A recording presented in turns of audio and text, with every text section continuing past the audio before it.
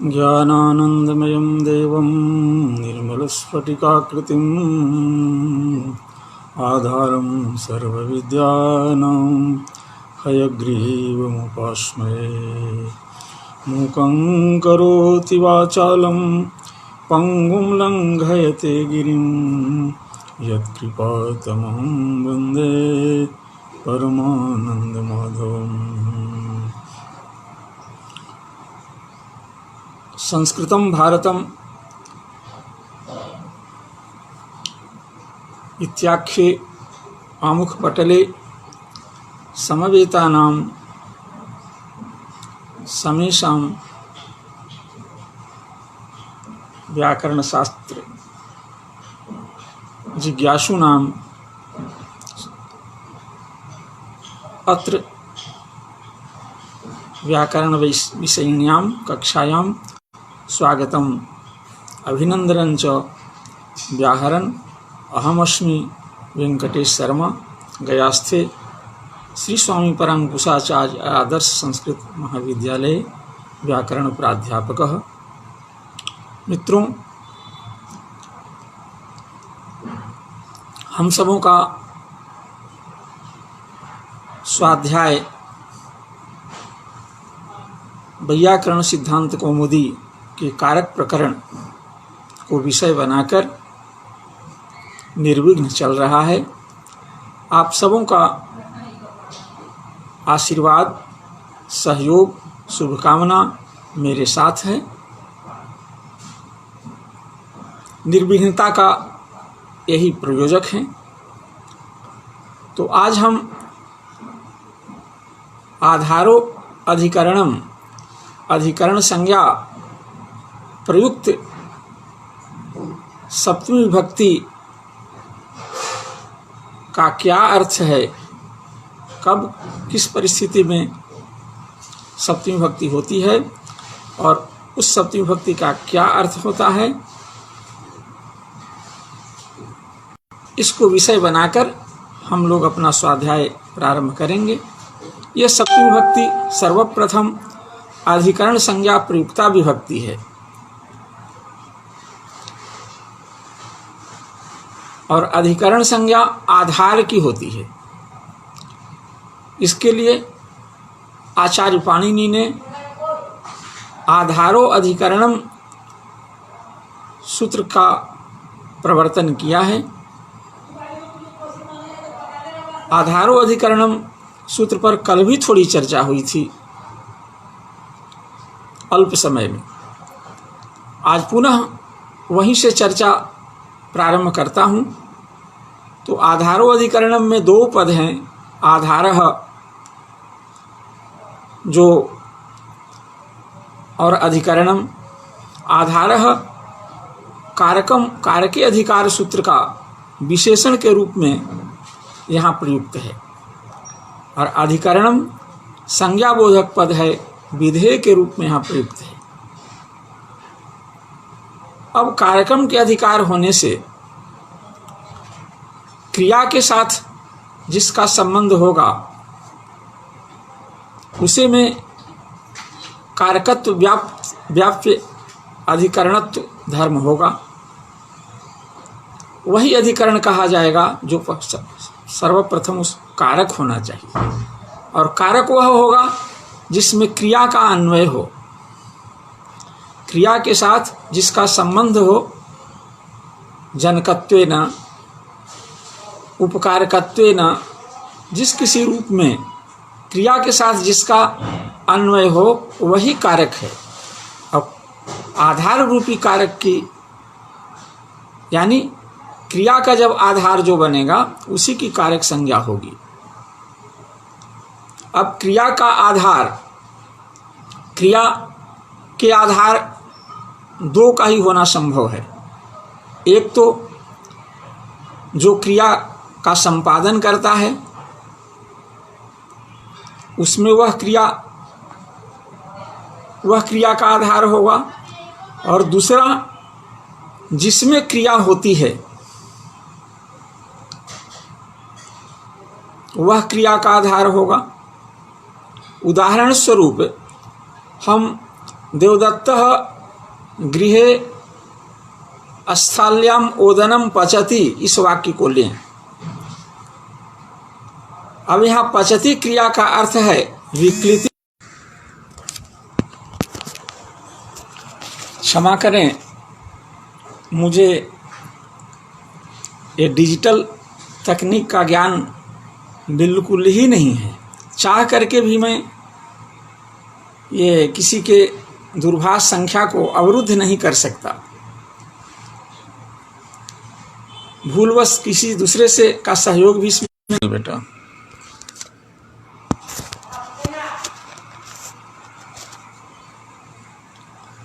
तो ये बार बार किसी का फोन आ जा रहा था। चलिए, तो ये क्रिया विकृति और दो पचधात्वर्थ पाकक क्रिया का आधार देवदत्त है और विकृति का आधार ओदन है। ये दो में ही क्रिया का साक्षात अन्वय होता है। अब यदि इन्हीं की आधार संज्ञा हम कर देते हैं, तो अधिकरण संज्ञा कर देते हैं, तो आधारो अधिकरणम, अष्टाध्यायी क्रम में आधारो अधिकरणम का पाठ पहले है और स्वतंत्र कर्ता कर्तुरिषितमम कर्म, जिन सूत्रों के द्वारा कर्ता की व्यापार के आधार की कर्तृ संज्ञा और विकृति रूपी के आश्रय को ये कर्म संज्ञा होती है। तो ये विप्रतिषेधे परम कार्यम, तुल्य बल विरोध होने से पर कार्य में बलवत्ता आ जाती है। तो ये पर जो कर्तृ संज्ञा है अथवा कर्म संज्ञा है, वो आधार संज्ञा अधिकरण संज्ञा को बाध कर कर्तृ संज्ञा और कर्म संज्ञा करने में सक्षम होगा। यानी कर्तृ संज्ञा ही होगी, कर्म संज्ञा ही होगी, आधार संज्ञा नहीं होगी। साथ ही ये साक्षात क्रिया का आधार हो भी नहीं सकता। जिसकी आधार संज्ञा हमें अभिप्रेत है, वह साक्षात क्रिया का आधार हो भी नहीं सकता। एतावता क्रिया तो कर्म या कर्ता में होगी, लेकिन कर्ता कर्म वो आधार में होंगे। संबंध तो हम ऐसा बनाएंगे कि क्रिया का अन्वय आधार में हो जाए। अब इस उदाहरण पर थोड़ा देखें। देवदत्तः गृहे तंडुलम स्थाल्यम तंडुलम पचति, तो धातु पचधात्वर्थ जो विकृति है उसका आश्रय तंडुल है, विकृति तंडुल में हो रही है। और पाकक क्रिया तदनुकूल व्यापार जो है वो देवदत्त में हो रहा है। देवदत्त पाकक क्रिया तदनुकूल व्यापार यानी पाकक क्रिया देवदत्त में है और देवदत्त गृह में है। इसी तरह से विकृति ओदन में है, तंडुल में है और तंडुल स्थाली में है। तो तंडुल के पाकक क्रिया का विकृति का आधार तंडुल और तंडुल का आधार स्थाली। इसी तरह से तदनुकूल अधिश्रयणादि व्यापार रूपा जो क्रिया है उसका आधार देवदत्त और देवदत्त का आधार गृह। तो ये कर्ता के द्वारा दो तरह से आधार क्रिया माने कारकत्व आधार में आ रहा है। एक तो कर्तृगत जो क्रिया है कर्ता के द्वारा, एक कर्म के द्वारा। तो कर्म के द्वारा जो आधार होगा वो स्थाली है इस वाक्य में, और कर्ता के द्वारा जो आधार होगा वो गृह है। हाँ, संबंध एक होगा लेकिन वो परंपरा संबंध होगा। सीधा संबंध क्रिया का क्रियान्वयित्वम कारकत्वम साक्षात क्रिया का संबंध आधार से नहीं होगा। अब क्रिया व्यापार समवाय संबंध से देवदत्त में है और देवदत्त संजोग संबंध से घर में है। देवदत्त और घर का संजोग संबंध है, तो स्व समवायी संजोग संबंध से जो क्रिया है, विकृत अनुकूल व्यापार अधिश्रयणादि व्यापार है, वो आधार में है, गृह रूप आधार में है। व्यापार का आश्रय गृह है, इसलिए उसकी आधार, वो आधार है, उसकी अधिकरण संज्ञा होती है। दूसरी तरफ विकृति रूपी जो फल है, वो फल का आश्रय तंडुल है, और तंडुल का आश्रय तो विकृति समवाय संबंध से तंडुल में है और तंडुल संजोग संबंध से स्थाली में है, तो स्वसमवाय संजोग संबंध से क्रिया का आधार ये स्थाली है। तो एक तो आधार क्रिया द्वारा आधार होता है और एक कर्म द्वारा आधार होता है, और दोनों के संबंध, क्रिया के साथ संबंध एक ही है, स्वसमवायी संजोग। कर्ता द्वारा जो क्रिया का आधार है उसके लिए भी स्वसमवायी संजोग संबंध है, और कर्म द्वारा जो क्रिया का आधार है उसका भी स्वसमवायी संजोग संबंध है। इसीलिए भट्टोजी दीक्षित ने इस सूत्र का अर्थ करते हुए क्रियान्वयित्वम कारकत्वम, किसी की भी हम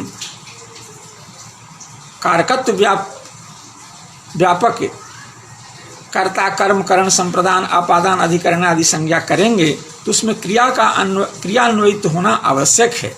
इसी तरह से जैसे कर्त्रादि में क्रियान्वयित होना आवश्यक था, वैसे अधिकरण में भी क्रियान्वयित होना आवश्यक है। इसकी इस स्वरूप योग्यता के बिना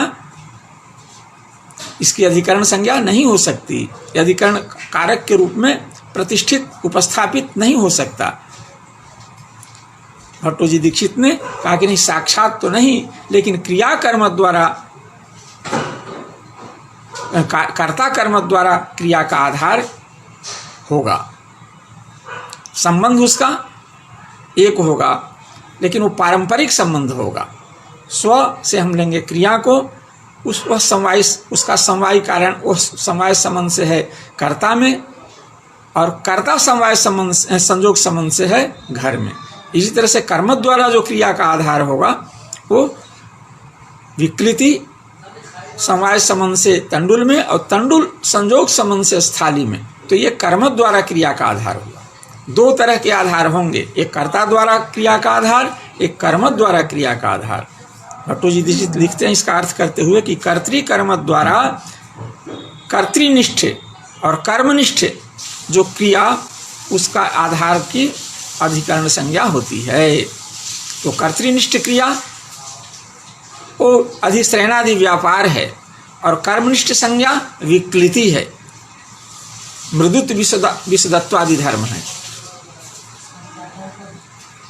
तो ये इस जो परंपरा संबंध है, स्वसमवायी संजोग संबंध से विक्लिति स्थाली में है, इसलिए स्थाली की अधिकरण संज्ञा हो गई। और स्वसमवायी संवेद संबंध से ही ये अधिश्रयणादि व्यापार रूपा जो क्रिया है वह घर में है, इसलिए घर की आधार होने से घर की भी अधिकरण संज्ञा हो जाती है। अब ये आधार के भेद बतलाए गए हैं। पहले तो अधिकरण संज्ञा हो गई, अधिकरण कारक के रूप में, छठा कारक के रूप में आधार प्रतिष्ठित हो चुका। अब अधिकरण संज्ञा का फल बतलाने के लिए, या संज्ञा सफलवती, अधिकरण संज्ञा का फल क्या है, तो कहा कि सप्तमी विभक्ति। सप्तमी विभक्ति विधायक सूत्र का यहाँ प्रवर्तन करते हैं। सप्तम्यधिकरणे च, सप्तम्यधिकरणे च में सप्तमी प्रथमांत पद है, अधिकरण सप्तम्यंत पद है, और च अव्यय है, और च भी यहाँ है। च अव्यय से द्विरांतिकार्थेभ्य द्वितीया च, सूत्र से द्विरांतिकार्थेभ्य पंचम्यंत पद का अनुवर्तन हुआ है यहाँ पर। तो इस तरह से इतने पद आए, तदनुसार सूत्र का अर्थ होगा कि अधिकरणे सप्तमी स्यात्, अधिकरण में सप्तमी भक्ति हो, और चकार दुरांतिकार्थेभ्य द्वितीया च, सूत्र से दुरांतिकार्थेभ्य जो पंचम्यंत पद है उसका समुच्चय कराएगा तो वह पद भी आएगा।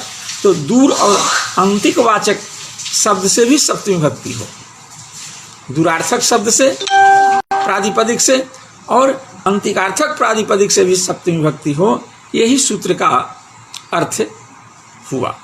अब अभी हमने उदाहरण जो दिया था, देवदत्तः गृहे तंडुलम स्थाल्यम तंडुलम पचति, इस उदाहरण पर हम घटाएं तो आधार संज्ञा है गृह की, आधार संज्ञा है स्थाली की, दोनों से सप्तमी विभक्ति आ जाएगी तो गृह और स्थाल्यम प्रयोग होगा। अब आधार के अधिकरण का तो सामान्य ज्ञान हो गया, जो क्रिया कर्म द्वारा कर्ता कर्म द्वारा क्रिया का आधार हो उसे अधिकरण कहते हैं। अब अधिकरण कितने हैं यह जिज्ञासा होगी। सामान्य ज्ञान के बाद विशेष जिज्ञासा होती है। विशेष जिज्ञासा के प्रति सामान्य ज्ञान हेतु हुआ करता है। सामान्य ज्ञान रूपी कारण है तो इस कारण का कोई कार्य भी होना चाहिए, जिज्ञासा हमारी बढ़ेगी। अधिकरण कौन कौन से हैं, किन किन रूपों में हैं, तो वो भेद की जिज्ञासा होगी। अधिकरण कितने हैं, तो अधिकरण को 3 रूपों में पहचान की गई है। इस पहचान का आधार पातंजल महाभाष्य है। पातंजल महाभाष्य के आधार पर अधिकरण के भेदों की पहचान की गई है और वह महाभाष्य है संहितायाम सूत्र के ऊपर महाभाष्य। संहितायाम सूत्र के महाभाष्य पर पतंजलि ने लिखा है अधिकरणम नाम त्रिप्रकारकम। अधिकरण 3 प्रकार के होते हैं। अधिकरण के 3 भेद हैं। कौन कौन? तो व्यापकम, औपश्लेषिकम, वैषयिकं च। व्यापक से अभिव्यापक आधार यहाँ लिया गया है। अभिव्यापक आधार के लिए व्यापक शब्द का प्रयोग इन्होंने किया है और औपश्लेषिकम आधार, और तीसरा वैषयिकम। अब ये अभिव्यापक आगे उसमें भेद हेतु बता रहे हैं कि औपश्लेषिक आधार कैसे होगा कोई, अभिव्यापक आधार कोई कैसे होगा और वैषयिक आधार कोई कैसे होगा। इस पर लंबा तर्क वितर्क उनका है।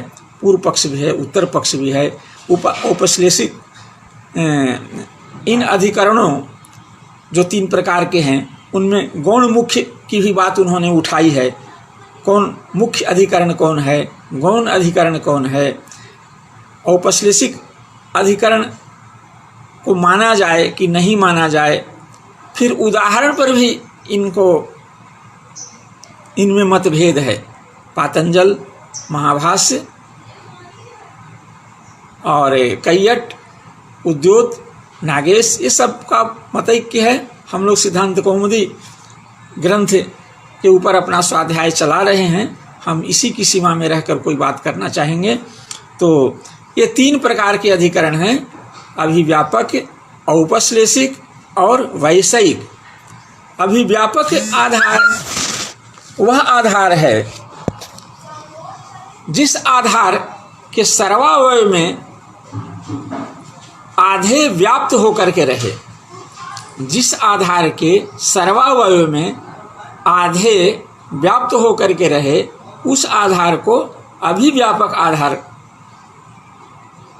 इन्होंने स्वीकार किया है आचार्य ने। जैसे तिलेषु तैलम दधनी सर्पिहि सर्वस्मिन् आत्मा। अब तिल में हम आप कोई ऐसा अंतर नहीं बता सकते कि तिल के इस प्रदेश में तैल है और इस प्रदेश में तैल का अभाव है। दधि के इतने अंश में घृत है और इतने अंश में घृत नहीं है, यह भी हम नहीं बता सकते। इसी तरह से आत्मा की व्यापकता की बात जहाँ तक है, हम में किसमें आत्मा है और किसमें आत्मा नहीं है यह भी हम नहीं बता सकते। अर्थात आत्मा रूपी जो आधेय है तैल रूपी जो आधेय है, सर्पिस रूपी जो आधेय है, ये आधेय अपने आधार के संपूर्ण अवयवों को व्याप्त करके उसमें प्रविष्ट है, अंतर नहीं बताया सकता था। यही इस आधार को ही, इस अधिकरण को ही आचार्य ने भी मुख्य अधिकरण माना है, और जो दो अधिकरण हैं उन अधिकरणों को गौण अधिकरण माना है, अप्रधान। दूसरा अधिकरण है औपश्लेषिक अधिकरण।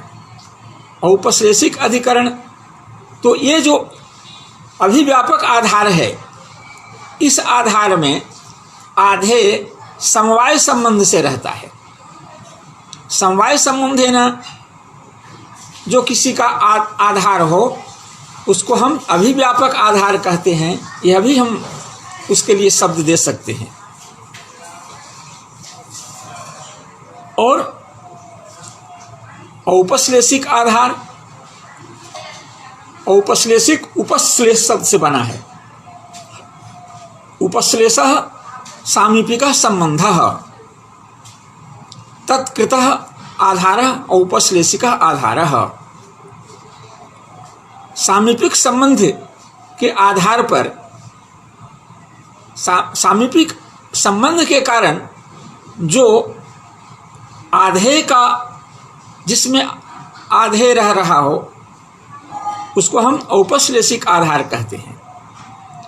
उन्होंने संहितायाम सूत्र के भाष्य में इको यणचि सूत्र के में अचि विभक्ति पर विचार के संदर्भ में, विचार के व्याज से ऐसा कहा जाए तो अत्युक्ति नहीं होगी। तो अचि सूत्र में सप्तमी विभक्ति किस अर्थ में है, उस विभक्ति का क्या अर्थ है, तो सप्तमी विभक्ति तो अधिकरण में होती है। अधिकरण वह होगा जो इनमें से कोई हो। तो कौन सा अधिकरण है, किस रूप में वह अधिकरण है, और किसका अधिकरण है, उसका आधेय कौन है, ये सारी बातें वहाँ उठती हैं।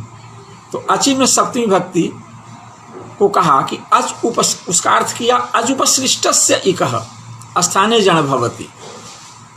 सप्तमी का अर्थ अच के समीपवर्ती इक, अच माने अच प्रत्याहार अ ई उ ऋ लृ ए ओ ऐ औ, और तत्समीपोच्चरित ई उ ऋ लृ एक, अच उपश्लिष्ट इक माने उपश्लेष, औपश्लेषिक आधार इक का उन्होंने माना, किसको, अच को माना। और उपश्लेष का अर्थ वहां सामीपिक संबंध कहा, यह सामीपिक संबंध है। तो सामीपिक संबंध से जो क्रिया का आधार बने, उसको, जिसमें आधेय रहे, उसको औपश्लेषिक आधार कहते हैं।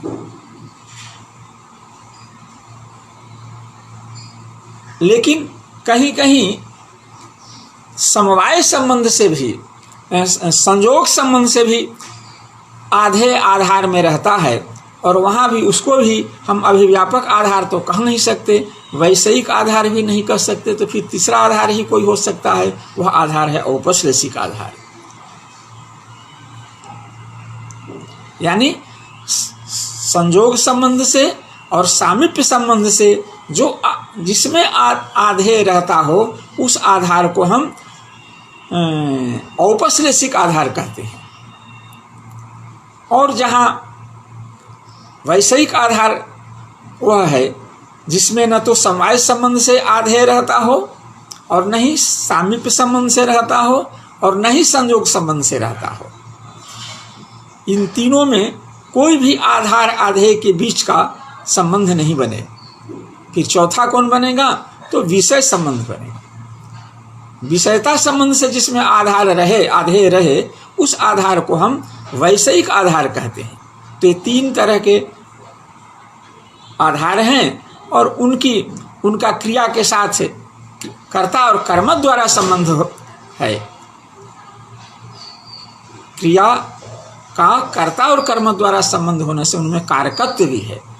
तो जो आधार होते हुए जो कारक है, उस कारक की अधिकरण संज्ञा होती है, और उस अधिकरण में सप्तमी विभक्ति होती है। अब हम एक एक को उदाहरण से भी समझें।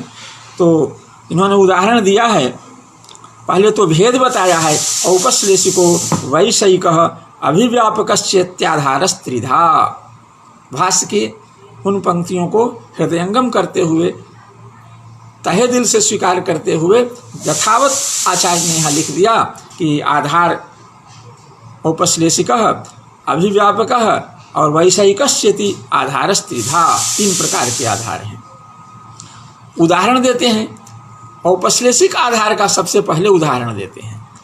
और औपश्लेषिक आधार 2 संबंधों से बनता है, एक संयोग संबंध से बनता है और एक सामीप्य संबंध से बनता है। सामीप्य संबंध से आधे जिसमें रहे उसको औपश्लेषिक संबंध कहते हैं। उसका उदाहरण है कटे आस्ते। तो कट को तो पहले हम कारक सिद्ध करें, आधार सिद्ध करें, फिर बाद में उसमें सप्तमी विभक्ति आधार, पहले तो कारक उसको बनाए हम। तो कारक के लिए है कर्ता कर्म द्वारा वो क्रिया का आधार होना चाहिए। किसको? कट को। तो कर्ता है यहाँ पर देवदत्तः कटे आस्ते, कर्तृबोधक पद का हम आक्षेप करेंगे। देवदत्तः कटे आस्ते, देवदत्त कर्ता है, अकर्मक क्रिया है, इसमें वो क्रिया है। और क्रिया का देवदत्त में है क्रिया किस संबंध से? समवाय संबंध से। और देवदत्त का कट के साथ संयोग संबंध है, दोनों द्रव्योरेव संयोग, द्रव्य द्रव्य हैं दोनों, इसलिए स्वसमवायी समवेत स्वसमवायी संयोग संबंध से ये जो आसनक क्रिया है उसका आधार हो गया कट, इसलिए कारक है और आधार है, साथ साथ आधार भी है। आधारत्व और कारकत्व, क्रियान्वित होने से कारकत्व और संयोग स्वसमवायी संयोग संबंध से क्रिया का आश्रय होने से आधारत्व, ये दोनों वैशिष्ट इसमें प्रतिष्ठित हो गए। अब जो आधार है उसकी अधिकरण संज्ञा हो गई आधारोधिकरणम से, और ये औपश्लेषिक आधार है संयोग संबंध से, ये आधेभूत जो कट है उसका यह आश्रय है। अथवा इसलिए इसमें क्योंकि मुख्य संबंध जो है संयोग संबंध को ही पुरस्कृत करके क्रिया जो है उसमें कट पर में है, इसलिए औपश्लेषिक आधार का उदाहरण है।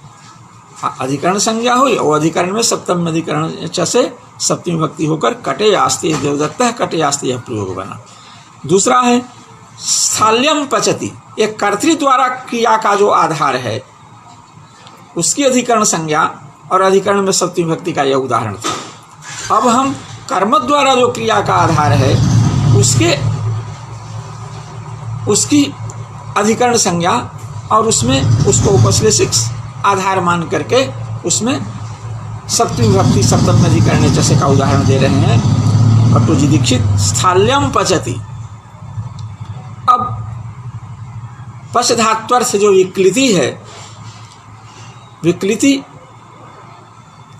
इसको और वाक्य को थोड़ा सा संपूर्ण वाक्य नहीं है। देवदत्तः स्थाल्याम तंडुलान पचति, देवदत्तः स्थाल्याम तंडुलान पचति, कर्तृबोधक पद का भी आक्षेप करें क्योंकि कर्तृकर्म द्वारा क्रिया का आधार को आधारत्व को स्थापित करना है। तो देवदत्तः स्थाल्याम तंडुलान पचति, अब धात्वर्थ जो व्यापार जो विकृति है वो समवाय संबंध से है तंडुल में और तंडुल संयोग संबंध से है स्थाली में, इसलिए कर्म द्वारा क्रिया का आधार है, इसकी अधिकरण संज्ञा हो जाएगी। और सप्तम में अधिकरण च से, और कौन सा आधार है कर्म द्वारा? औपश्लेषिक आधार है, औपश्लेषिक आधार है। ये संयोग संबंध से सामीप्य संबंध से आधार, सामीप्य संबंध का ये दोनों में कोई उदाहरण नहीं है, ये दोनों ही संयोग संबंध से ये क्या उदाहरण है? उपश्लेषिक उदाहरण है। तो सप्तमी विभक्ति हो जाएगी स्थाल्यम पचति।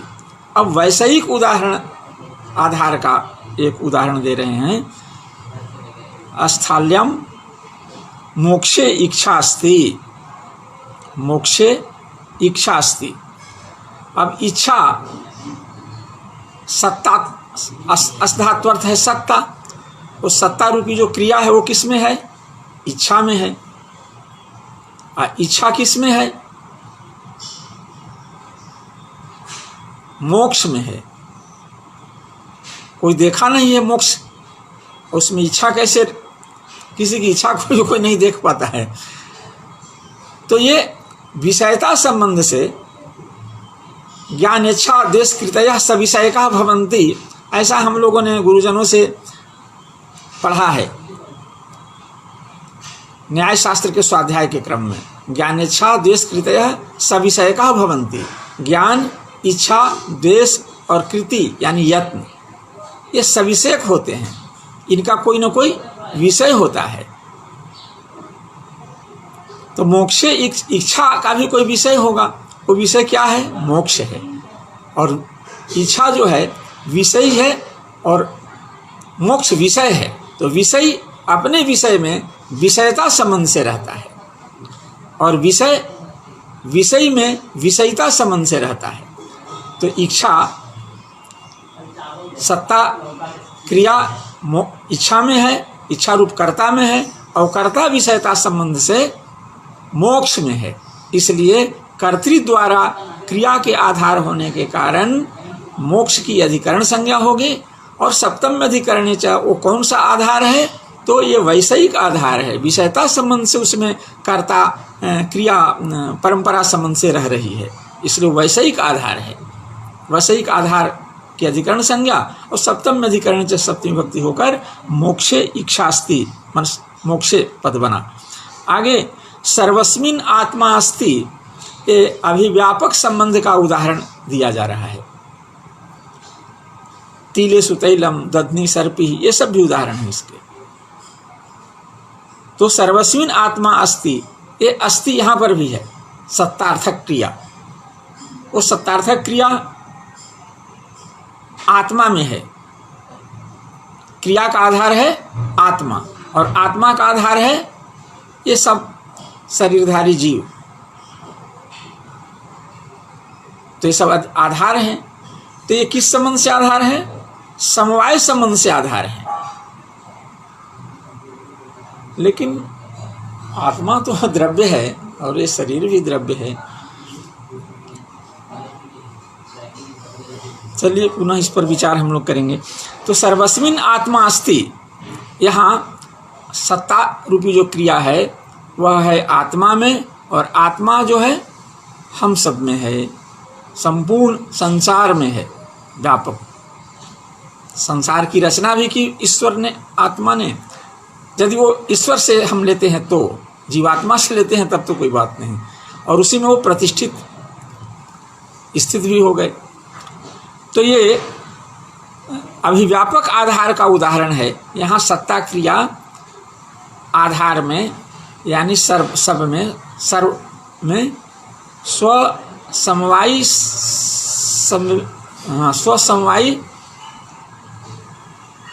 संयोग संबंध से है, स्वसमवायी संयोग संबंध से है।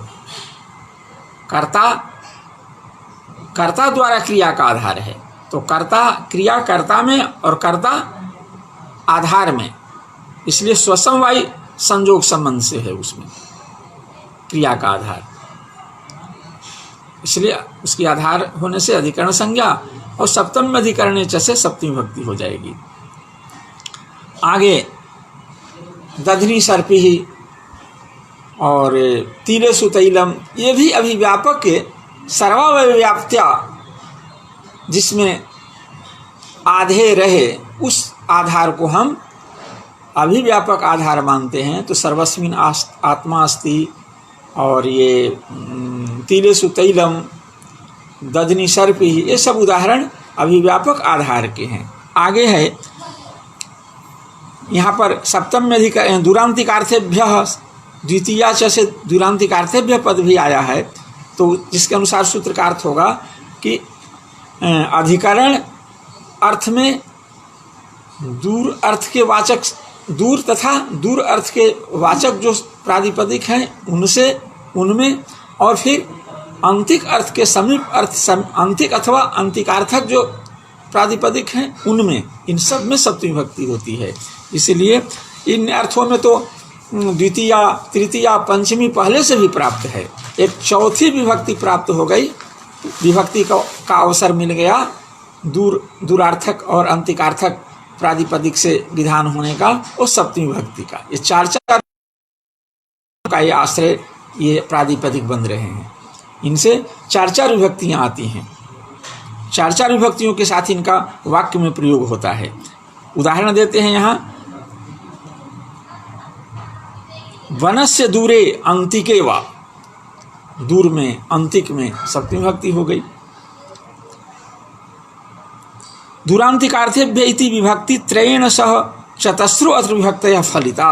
पहले से 3 विभक्तियां प्राप्त हैं, द्वितीय विभक्ति प्राप्त है, तृतीय विभक्ति प्राप्त है, पंचमी विभक्ति प्राप्त है, एक चौथी सप्तमी विभक्ति भी प्राप्त हो गई। इस तरह से दूरवाचक, अंतिकवाचक प्रातिपदिकों से 3 विभक्ति, पूर्व में कथित जो 3 विभक्तियां हैं उनके साथ एक चौथी सप्तमी विभक्ति भी प्राप्त होने से चतस्रः विभक्तयः फलिताः, ऐसा कहा।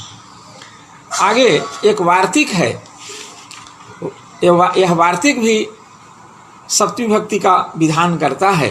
वार्तिक का अर्थ है अक्तस्य इन विषयस्य कर्मण विपसंख्यानम, अक्तस्य इन विषयस्य कर्मण विपसंख्यानम। अक्तस्य षष्ठ्यंत पद है, इन विषयस्य भी षष्ठ्यंत पद है, समषष्ठ्यंत पद है, कर्मणि सप्तम्यंत पद है, उपसंख्यानम प्रथमांत पद है। तदनुसार इस वार्तिक का अर्थ होगा कि अक्त प्रत्यांत जो प्रातिपदिक है और वह इनका विषय हो, उससे इन प्रत्यय भी हो रहा हो, तो इन प्रत्यय का, इन अर्थ का जो कर्म होगा उसमें सप्तमी विभक्ति का उपसंख्यान करना चाहिए। उदाहरण के लिए हम अधीति व्याकरणम को देखें। अधीति इंग अध्ययने धातु है, अधिपूर्वक ही उसका प्रयोग वांछित है, स्वतंत्र प्रयोग नहीं होता। तो अधि इंग से हम भाव में अक्त प्रत्यय करेंगे। अधीतम यानी अध्ययनम, और अधीतम इजादिभ्यः इष्टादिभ्यश्च सूत्र है, इसमें हम कर्ता में इन्हीं प्रत्यय करेंगे। अधीतम अनेन, अधीतम अनेन इति अधीति, अधीतम अनेन इति अधीति। अनेन कर्ता में प्रत्यय कहते हैं, अनेन विग्रह वाक्य है, में तृतीयांत दिखा रहे हैं। इसका कारण है अधीतम में भाव में प्रत्यय है, भाव अर्थ उक्त हो गया है क्रियापद से, कर्ता अर्थ अनुक्त है, तो अनुक्त कर्ता में तृतीया विभक्ति होती है, इसलिए विग्रह वाक्य में अनेन दिख रहा है, अनेन। तो इस विग्रह में हम अधीत कृदंत अक्त प्रत्यांत कृदंत प्रातिपदिक प्रकृतिक प्रथमांत पद से अधीतम, अधीत अम से हम इन प्रत्यय, तद्धितीय प्रत्यय इन प्रत्यय करेंगे, वो कर्तार्थ में इन प्रत्यय करेंगे। अब प्रातिपदिक संज्ञा विभक्ति पूर्व विभक्ति का लुक होकर के, आकार का लोप होकर के अधीतीन, अधीतीन शब्द बना, जिसके प्रथमा का एक वचन का रूप है अधीति। अब किम अधीति, किम अधीतवान, क्या पढ़ा। अब ये आकांक्षा होती है तो कर्म के साथ उसका अन्वय होता है। जो पढ़ा वो कुछ विषय, व्याकरणम, साहित्यम, ज्योतिषम, न्यायशास्त्रम कुछ कहना होगा, व्याकरणम आया। अब व्याकरणम उसका कर्म है, तो अब सूत्र वार्तिक अर्थ पर हम चलें, उदाहरण की तरफ उसको लेकर आए, तो अक्त प्रत्यांत है अधीतम, और वह यदि इनका विषय हो जाए, इष्टादिभ्यश्च से अनेन, इस अर्थ में, कर्ता अर्थ में जब हम इन प्रत्यय करेंगे तो इनंत बनेगा अधीतीन, और उसका कर्म होगा कर्ता, कर्तृबोधक वो वाक्य बना, तो कर्ता तो किसी क्रिया के प्रति होता है, वो किसी कर्म के प्रति होता है, उसका कर्म कौन होगा? किम अधीतम, किम अधीतमान, क्या पढ़ा उन्होंने? तो कहा व्याकरणम। अब व्याकरण एक कर्म के रूप में आया, तो ये इनका जो विषय है कर्म, उसमें सप्तमी भक्ति का उपसंख्यान करना चाहिए, सप्तमी भक्ति हो जाएगी तो अधीतम अधीति व्याकरणे ऐसा पद बनेगा। अधीतम अनेनेति विग्रह इष्टादिभ्यश्चैति कर्तरि इन्हीं, इसका विवरण वाक्य है ये। अधीति पद का को अर्थ को देने वाले जो वाक्य का प्रयोग को विवरण वाक्य कहा जाता है। विवरण वाक्य है अधीतम अनेनेति विग्रह इष्टादिभ्यश्चैति कर्तरि इन्हीं, कर्ता में इन प्रत्यय किए। इन प्रत्यय वो अक्ता प्रत्यांत जो है वो इनका विषय बन गया, अष्टाधिभ्यस्य सूत्र का विषय बन गया, उससे इन प्रत्यय हो गया, वो इन प्रत्यांत का कर्म हो गया व्याकरण, तो उसमें सप्तमी भक्ति हो गई। आगे साधु साधु प्रयोगे च, ऐसा भी एक वार्तिक है। साधुश्च असाधुश्च इति साधु साधु तयोः प्रयोगः साधु साध्योः तयोः प्रयोगः साधु साधु प्रयोगः तस्मिन् साधु साधु प्रयोगे। साधु शब्द का प्रयोग हो, असाधु शब्द का प्रयोग हो, तो ऐसी स्थिति में जिसके प्रति कोई साधु है, जिसके प्रति कोई असाधु है, साधुता और असाधुता का जो विषय है, जो लक्ष्य, उसमें सप्तमी भक्ति होती है। जिसके प्रति कोई साधु है, जिसके प्रति कोई असाधु है, यानी साधुता साधुता का जो विषय है। तो कृष्ण मातरम प्रति होना चाहिए उसमें द्वितीय विभक्ति प्रति के योग में, लेकिन प्रति शब्द का प्रयोग नहीं है। तो साधु कृष्ण मातरी, कृष्ण जो हैं माता के लिए क्या हैं? साधु हैं। असाधु मातुले, कंस के प्रति असाधु हैं।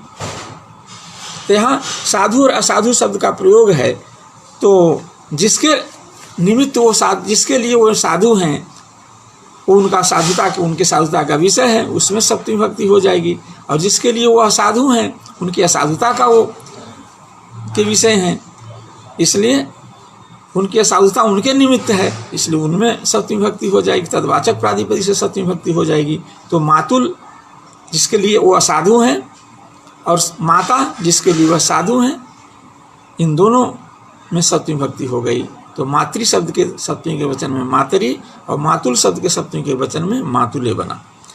निमित्तात् कर्म योगे, यह भी एक वार्तिक है। निमित्तात् कर्म योगे, तो यहाँ पर निमित्तात् कर्म योगे में ये सारे वार्तिक सप्तम अधिकरणे च के संदर्भ में पढ़े जा रहे हैं। तो निमित्त शब्द से यहाँ पर निमित्त तो है ही, हेतु, प्रयोजन भी है, अर्थ है। हेतु और फल दोनों ही यहाँ निमित्त शब्द का अर्थ है। तो हेतु यानी निमित्त और प्रयोजन यानी फल, ये दोनों ही क्रिया के कर्म से यदि युक्त हों, संबद्ध हों। निमित्त यानी हेतु और प्रयोजन माने फल, ये दोनों ही। अब यहाँ निमित्त शब्द ने हमने कहा, हेतु कहा, और प्रयोजन फल है, वह हेतु वह निमित्त कैसे हो जाएगा? वह भी निमित्त होता है। जैसे अध्ययनेन वसति, अध्ययनेन वसति में वास तो बाद में करता है, वास पहले करता है, अध्ययन बाद में करता है। वास अध्ययन हेतु है और वास उसका कार्य है, प्रयोजन है, फल है। लेकिन नहीं, अध्ययन ही फल है, अध्ययन फल है, प्रयोजन है, और वास उसका हेतु है। क्योंकि हेतु पहले, हेतु माने कारण, तो कारण का अर्थ है जो क्रिया, जो कार्य से अव्यवहित पूर्व क्षण में उसकी विद्यमानता हो, वह विद्यमान रहे, तो वास अध्ययन तो बाद में होता है, और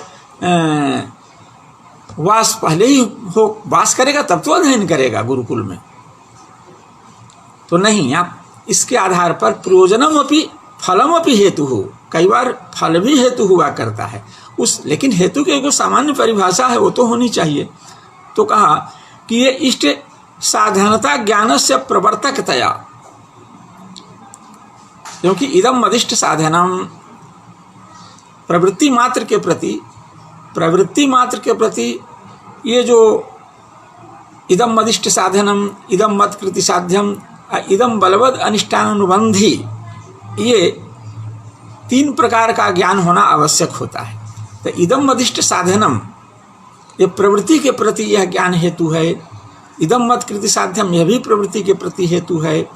और इदम बलवद अनिष्टानुबंधी, यह भी प्रवृत्ति के प्रति हेतु है। तो इदम मदिष्ट अध्ययनम मदिष्ट साधनम, ये उसको इष्ट साधनता का ग्रह पहले है, और इष्ट साधन, ये इस अध्ययन की सिद्धि के लिए वह गुरुकुल में वास करने जा रहा है।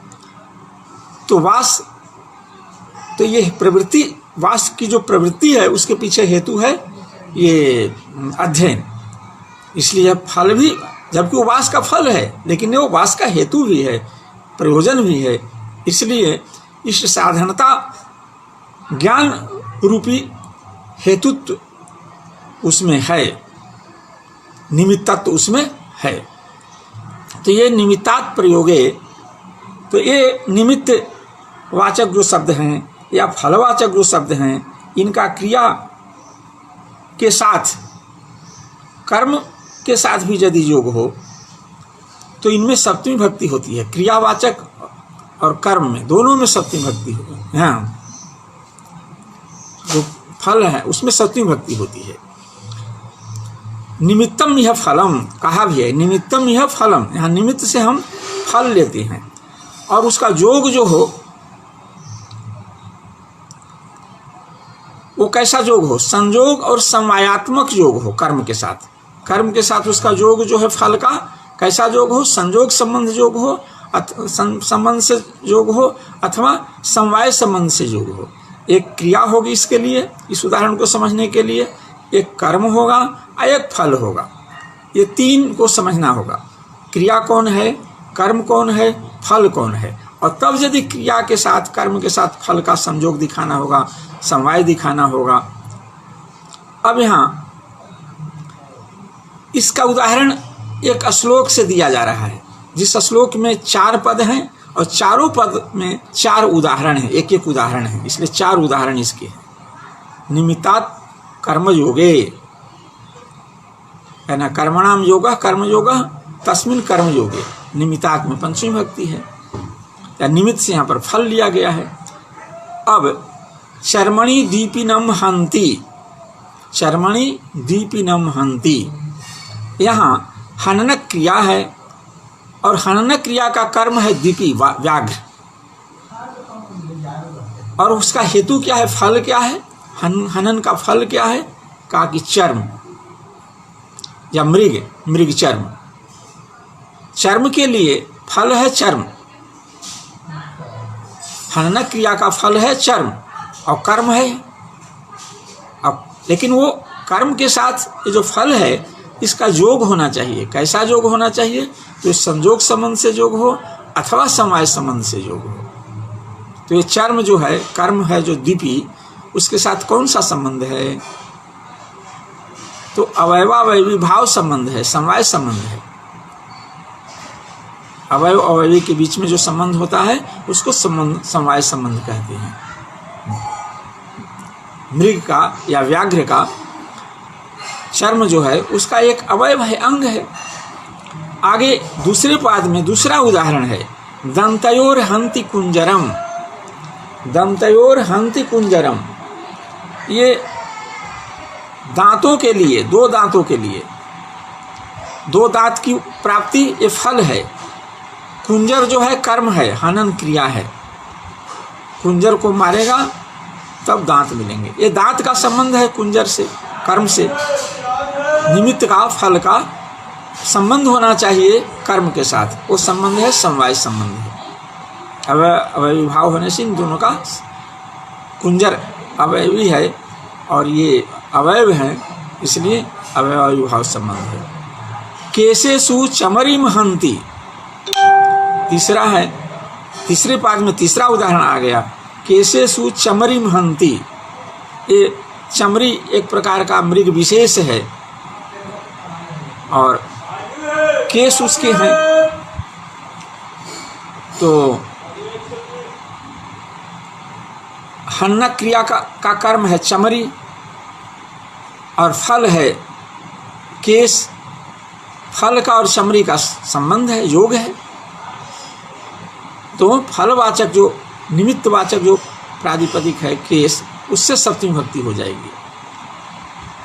तो सप्तमी भक्ति होकर के केसेषु ऐसा होगा। और चमरी में, दीपिनम में, कुंजरम में, इसमें कर्मणि द्वितीया से द्वितीया भक्ति हुई है। चौथा है सिमनी पुष्कलको हतः, सिमनी पुष्कलको हतः, ये सीमन शब्द है। सीमन शब्द के सप्तमी के वचन का रूप है सिमनी। इसके कई अर्थ हैं। सीमा घट्ट स्थिति क्षेपः क्षेत्रे स्वंडकोशेषु च स्त्रियाम, ऐसा कोश है जिसके अनुसार अंडकोश इसका अर्थ है। कस्तूरी मृग के अंग विशेष में, मृग के किसी एक प्रकार का मृग विशेष है जिसके अंडकोश में शायद वो कस्तूरी रहा करती है और कस्तूरी ही है फल हन्न क्रिया का, उसी के लिए मार रहा है, मारा है, मार चुका है। तो अब यहाँ फल के साथ कर्म का, पुष्कलक का संबंध है, कर्म है। यहाँ कर्म में हाथ में हन धातु से अक्त प्रत्यय कर्म हुआ है, इसलिए कर्म मुक्त होने से प्रथमा विभक्ति हो गई है प्रातिपदिक अर्थ में। अनुक्त कर्म होता तो तृतीया विभक्ति, द्वितीया विभक्ति होती। इसलिए कर्म प्रथमा देख करके हमको कारक नहीं, कर्ता नहीं समझना है। तो सिमनी पुष्कल को हता, तो ये सीमन जो है उसका पुष्कलक जो मृग विशेष है उसके साथ ये दोनों का अवयवावयवी भाव संबंध है, ये समवाय संबंध है। तो इस तरह से निमित्तवाचक जो प्रातिपदिक है उसका कर्म के साथ योग हो तो निमित्तवाचक प्रातिपदिक से और योग भी समवाय संयोगात्मक योग हो, संबंध हो, तो उससे सप्तमी भक्ति होती है। उसके 4 उदाहरण एक ही श्लोक में और प्रत्येक पाद से एक एक उदाहरण दिया गया। हेतु तृतीया अत्र प्राप्ता, कहते हैं कि ये हेतु सूत्र है, ये हेतु है। फलम, फलम अपि है हेतु, वहाँ हेतु सूत्र पर कहा, फल भी हेतु हुआ करता है। जैसे अध्ययने न वसति वहाँ दिया, तो ये सब हेतु सूत्र से यहाँ तृतीया विभक्ति प्राप्त थी। उस तृतीया को अपवाद है ये कौन, ये वार्तिक निमित्ता कर्मयोगे, तृतीया को बाध करके यहाँ सप्तमी विभक्ति का विधान किया गया है। अब सीमा का अर्थ कर रहे हैं। सीमा अंडकोशः, पुष्कलकः गंध मृगः, एक प्रकार का मृग की प्रजाति है जिसके अंडकोश में कस्तूरी हुआ करती है। योग विशेष की, ये योग विशेष में कोई संयोग समायात्मक कोई योग होना चाहिए, कोई संबंध होना चाहिए फल का कर्म के साथ, तभी सप्तमी भक्ति फलवाचक शब्द से होती है। ऐसा क्यों कहते हैं? सीधे कहते कि फलवाचक कर्मवाचक, फलवाचक प्रातिपदिक का कर्मवाचक प्रातिपदिक के साथ संबंध हो तो फलवाचक प्रातिपदिक से निमित्तवाचक प्रातिपदिक से सप्तमी भक्ति होती, इतना ही अर्थ करते। तब तो कहा कि वेतने न धान्यम लुनाति, ये लवण क्रिया का कर्म है धान्य, उस धान्य के साथ वेतन का संबंध है कोई ना कोई।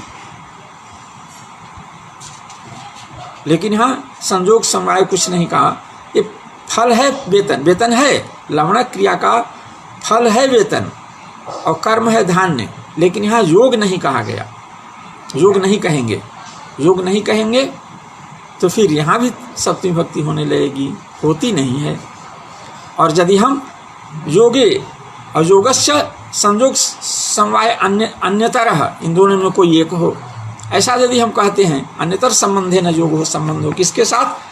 फल का कर्म के साथ, तो फलवाचक प्रातिपदिक से सप्तमी भक्ति होती है। ये योग नहीं है। ये निमित्त तो है लेकिन योग नहीं है। वेतन के उद्देश्य से धान काटता है, लेकिन वो धान के साथ इसका योग नहीं है, संबंध नहीं है। इसलिए यहाँ सप्तमी भक्ति नहीं होती है। सप्तमी भक्ति विधायक जो वार्तिक है उसका यह लक्ष्य नहीं है, लेकिन उसमें योगे पद का हम निवेश नहीं करेंगे, उपादान नहीं करेंगे, तब तो मात्र फल का कर्म के साथ संबंध, कर्म के साथ योग होने पर तो सप्तमी भक्ति हो जाएगी। योग तो है ही नहीं, फलवाचक प्रातिपदिक से सप्तमी भक्ति होती है, सप्तमी भक्ति हो जाएगी। वेतन फल है लवणक क्रिया का। आगे सूत्र है यस्य च भावेन भावलक्षणम। अब तो हम इस स्वाध्याय यात्रा को आज यहीं विराम देना चाहेंगे, क्योंकि अब समय भी कम है। अगला सूत्र तो किसी तरह से अर्थ भी नहीं हो पाएगा, इसलिए अपनी वाणी को यहीं विराम देता हुआ, स्वाध्याय यात्रा को यहीं विराम देते हुए हम आप लोगों को नमस्कार, आभार, अभिनंदन पूर्वक विराम देते हैं।